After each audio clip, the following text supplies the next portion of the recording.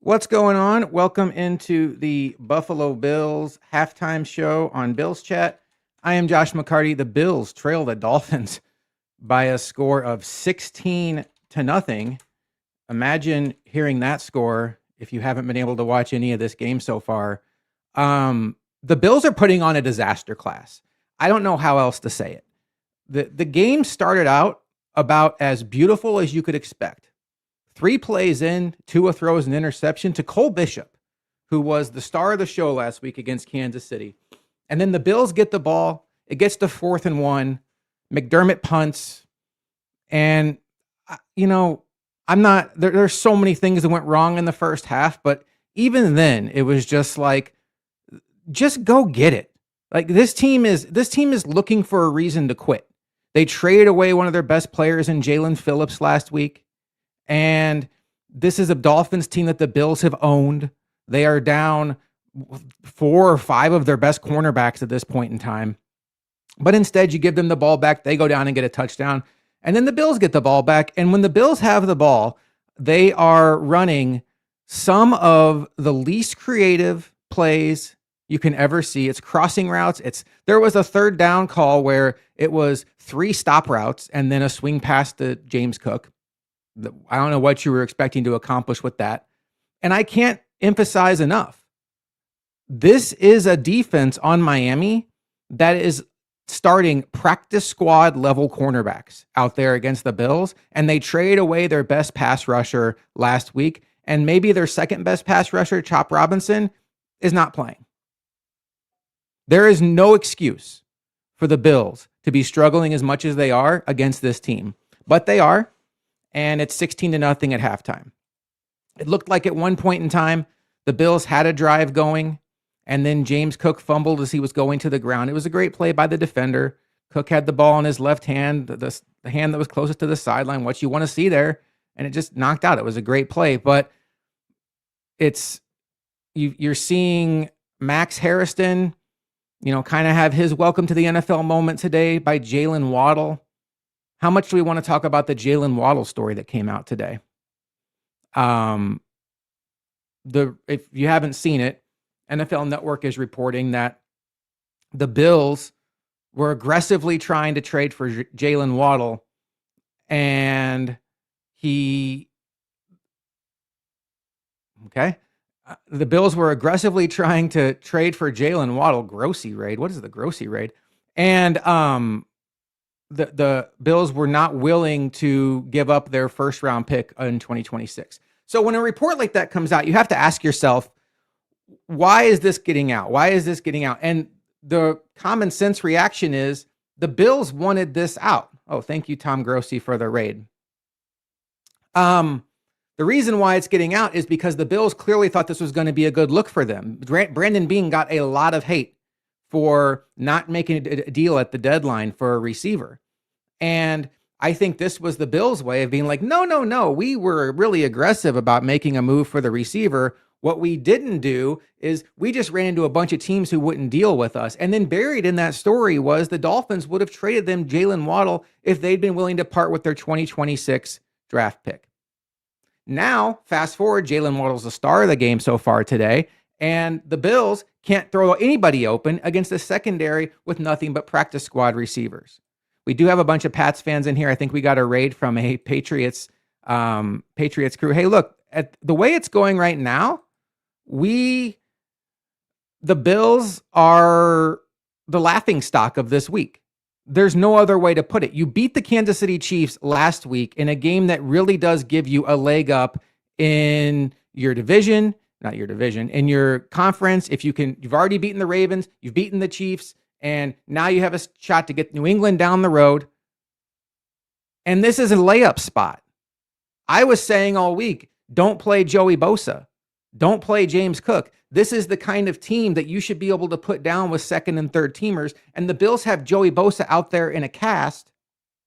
It was a wild ride in the comments. And they can't get anything going offensively. They can't run the ball. Let's see what James Cook has going on in the running game today. It's 7 carries for 21 yards. The Dolphins are stacking the box They are daring the Bills to throw downfield and beat them. The Bills have absolutely zero downfield presence in their passing game. And what we're seeing now is an offense that just has no answer and no go-to player. And, there's been self-inflicted wounds. Dalton Kincaid dropping the pass on the last drive of the half. That felt like a situation where, as bad as it was, the Bills could have cut it to, say, 16-7, get the ball back, and then stabilize. You've just been waiting all game long for the Bills to stabilize.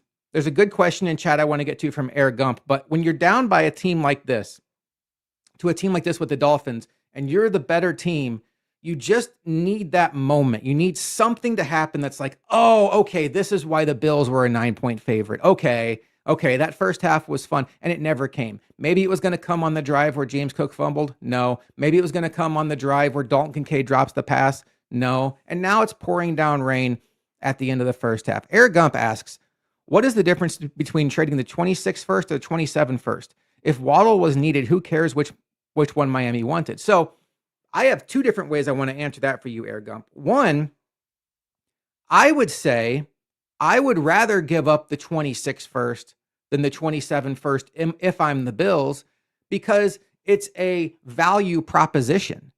You already have a half a season's worth of data on the 26 first. You know that you're a 6-2 football team that looks like it's headed straight for the playoffs. So at the very worst, it's going to be a pick in the 20s and probably the late 20s, if not 30s. You have no idea what's going to happen in 2027. 2027, you could get to training camp and Josh Allen could tear his ACL. You have no idea. So for me, it makes perfect sense to trade the 2026 first. The other thing is, if you want to spin it around, why would Brandon Beane rather send the 27 first for the 26 first? Well, that's where conspiracy theories start coming in. Why would Brandon Beane be okay with sending the 27 first instead of the 26 first? Maybe he feels like he needs to win big pretty quickly. And if he doesn't, that 27 first isn't going to matter to him anyway. The 26 first, I don't see Brandon Beane getting fired this offseason. The 26 first is something he can use this offseason to attack this roster build. The 27 first is future currency that if he doesn't figure out this wide receiver position or the Bills go south, may not be an asset he misses anyway. Hurry up and let Josh call the plays.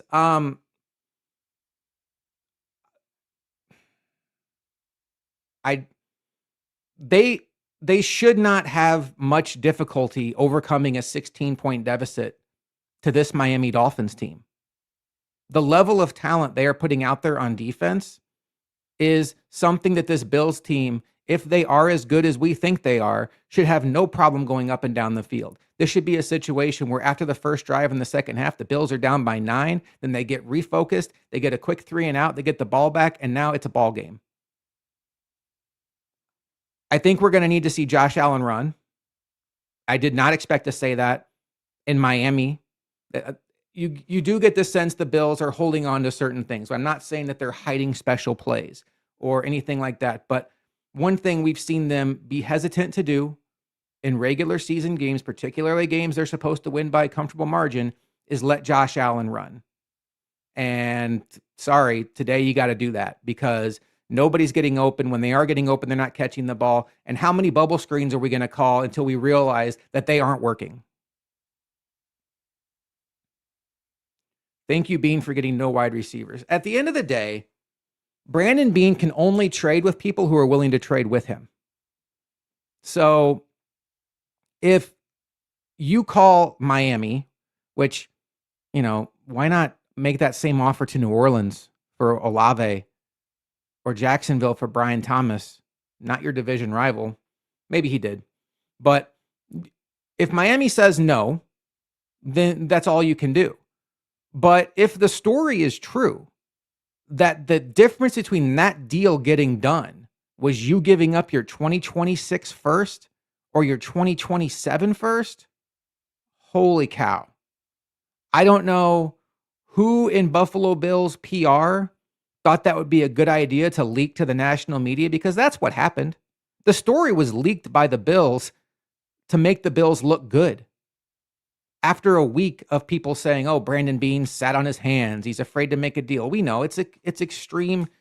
It's extreme reactions. Brandon Beane certainly tried to get a deal done. He didn't get a deal done, and he wants to put it out there, through the insiders that look, no, the Bills were actually in on Jalen Waddle, but the price was too steep. But in that story, if the price being too steep is just the fact that they wanted your 2026 first, whoo, I would have kept that in-house because that's a bad look for the Bills. Let's talk about these Bills receivers, shall we? There's no Joshua Palmer in this game. The leading Bills receiver today is Dalton Kincaid. Not much. 2 for 37 yards. Khalil Shakir has 2 catches for 8 yards. Apparently, he's a bubble screen merchant. That's all he can do anymore. Keon Coleman has 1 catch for 5 yards. And the most amazing part about Keon Coleman having 1 catch for 5 yards, folks. When this game first started, the CBS broadcast crew said they're going to try to feature Keon Coleman today.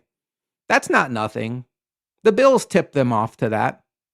They meet with these teams and they ask about certain aspects of the game and the game plan, and the teams will clue them in. That was the Bills' way of saying, "Oh, wait till you see what we do with Coleman today."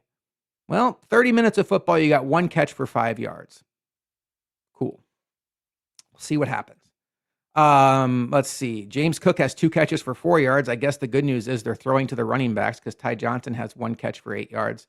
And then defensively, I think all in all, the defense is doing fairly solid. Why can't Shakir be sent deep? This is a very horizontal passing game.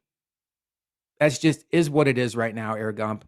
I don't know why. Joshua Palmer was supposed to be the guy who takes the top off the defense, who makes the safeties respect the deep passing game, and he's gone.